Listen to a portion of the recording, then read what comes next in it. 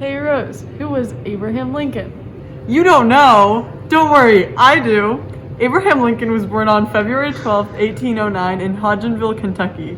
He grew up in a poor family and was a self-taught vocalist, legislator, and vocal opponent of slavery. He became the 16th President of the United States in November of 1860, right before the Civil War began. He issued the Emancipation Proclamation in 1863, which declared that all persons held as slaves within the rebellious states are and henceforward shall be free. Also, in 1863, Lincoln delivered the Gettysburg Address at the official dedication ceremony at the National Cemetery of Gettysburg in Pennsylvania, where he talked about the principles of human equality. How did he die? You haven't heard? He was assassinated by John Wilkes Booth. Wait, I know Booth. He's our teacher. No, that's the wrong Booth. John Wilkes Booth was born in Maryland in 1838. His whole family were known actors and he followed in their footsteps. Ironically, he also performed for Lincoln at Ford's Theater in 1863. Yeah, that's right, Booth. Towards the end of the war, he had a plan with 6 others to kidnap President Lincoln on March 20th, 1865, and take him to the Confederate capital in Richmond. Lincoln wasn't at the place Booth and his crew expected him to be, so their plan was ruined. Oh, I remember him now. In the late summer of 1864, Booth began developing plans to kidnap Lincoln and take him to Richmond and hold him in return for the Confederate prisoners of war. Lincoln was expected to be at Laura Keene's performance of Our American Cousin at Ford's Theater in Washington, D.C. on April 14th. Booth changed his game plan and decided he would kill Lincoln there. Lincoln arrived late but seemed normal. He watched the performance from a private box above the stage with his wife Mary Todd Lincoln, a young Army officer named Henry Rathbone, and his fiancée Clara Harris, the daughter of New York Senator Ira Harris. At 10:15 p.m., Booth got into the private box that Lincoln was in and shot him in the head with a .44 caliber single-shot Derringer pistol and then stabbed Rathbone in the shoulder. Oh my god, no way! Yes way. Booth jumped onto the stage and screamed, "Sic temper tyrannis," meaning, "thus ever to tyrants," which is the Virginia state motto.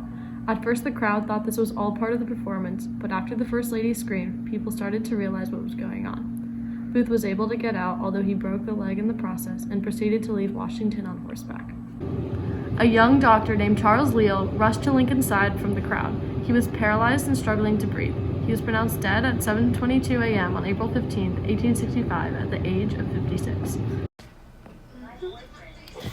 Well, does anyone know what happened after President Lincoln's death? Yes, I do. The day after Lincoln's death was Easter Sunday, and throughout America, sermons were held in Christian churches where they equated Lincoln's death with Jesus' sacrificial death.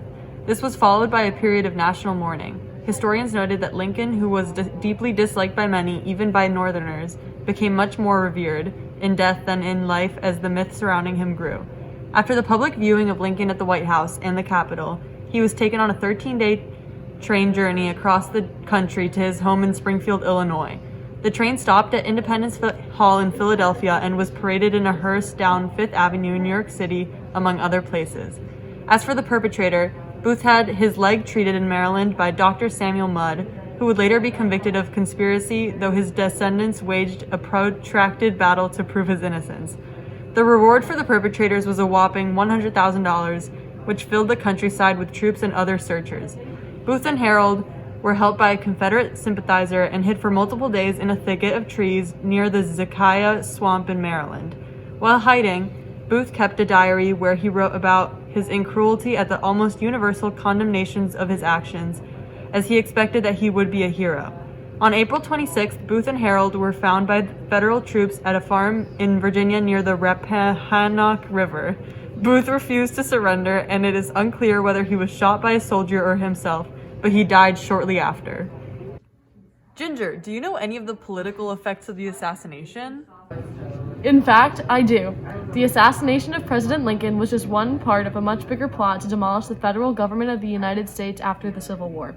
Lincoln never lived to enact this policy, but his successor, Andrew Johnson, took office and presided over the Reconstruction. Johnson was a congressman and former slaveholder from Tennessee and the only Southern senator that was loyal to the Union during the Civil War. This favored lenient measures in readmitting Southern states to the Union during the Reconstruction. Because of Johnson's ties to the South, he admitted the Southern states and allowed them to re-elect their governments. Oh! A result of this was black codes, which were laws designed to limit African Americans' freedoms. This forced many newly freed African Americans to continue to work on plantations. While being the tallest president at 6'4", he was pretty good at assisting war. He only attended school for a full year, but that doesn't matter, he had a full beard. Set up a national banking system in '63 while being a gifted storyteller who liked to tell jokes, you see. On the day he was shot, he told his bodyguard he dreamt of a plot. That he would be assassinated, his fate was awaited. He often stored things like letter documents in his hat. Plus, he established a Department of Agriculture. True that.